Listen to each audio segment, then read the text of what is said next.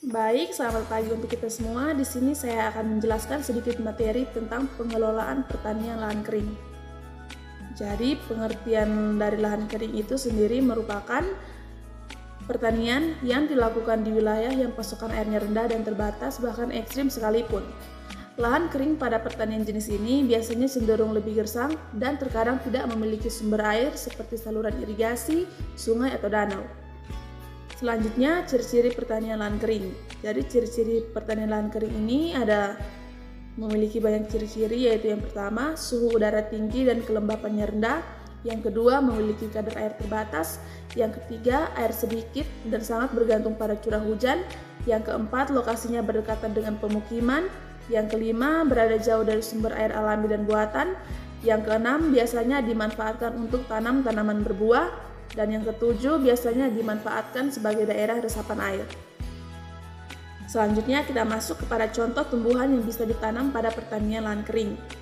Jadi ada beberapa jenis tumbuhan yang cocok pada pertanian lahan kering, itu seperti cabai, palawijaya, terong, tanaman buah-buahan, ubi-ubian, kacang-kacangan, tanaman hias, pohon peneduh, dan tanaman hortikultura. Selanjutnya kita masuk kepada cara petani memanfaatkan tanah lahan kering. Baik itu hasil pertanian maupun perkebunan dari pertanian lahan kering biasanya bergantung sekali pada pembagian musim juga kondisi cuaca. Penting bagi Anda ketahui bahwa pada beberapa kondisi cuaca di mana tidak turun hujan dalam waktu yang cukup lama ternyata bisa menyebabkan tanaman menjadi mati, kering, dan bahkan tidak memberikan hasil yang maksimal. Dengan demikian, mengharuskan para petani untuk mencari cara menyuburkan tanah kering.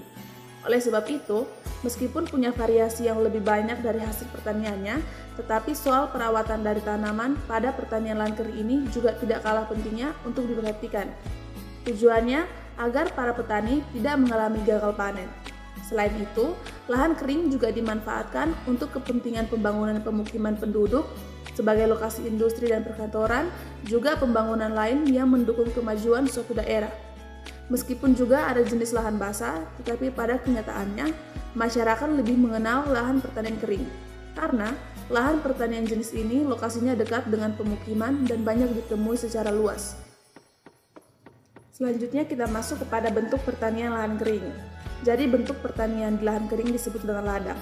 Seperti dijelaskan bahwa pertanian merupakan sumber penghidupan bagi petani, pekerjaan petani dilakukan di ladang atau sawah dengan cara mengelola tanah tersebut dan menanam berbagai jenis tanaman yang bermanfaat dan menghasilkan.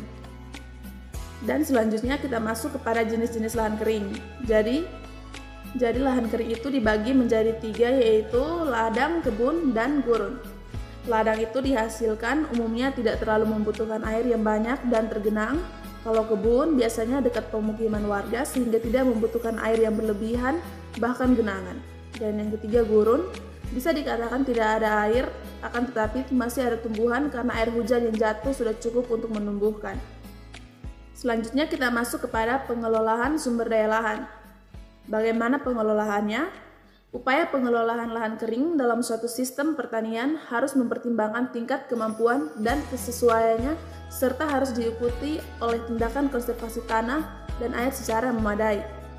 Dan sekarang kita masuk kepada pengelolaan lahan kering saat ini itu yang pertama, tindakan konservasi tanah dan air, yang kedua, pengelolaan kesuburan tanah, dan yang terakhir, pemilihan jenis tanaman pangan.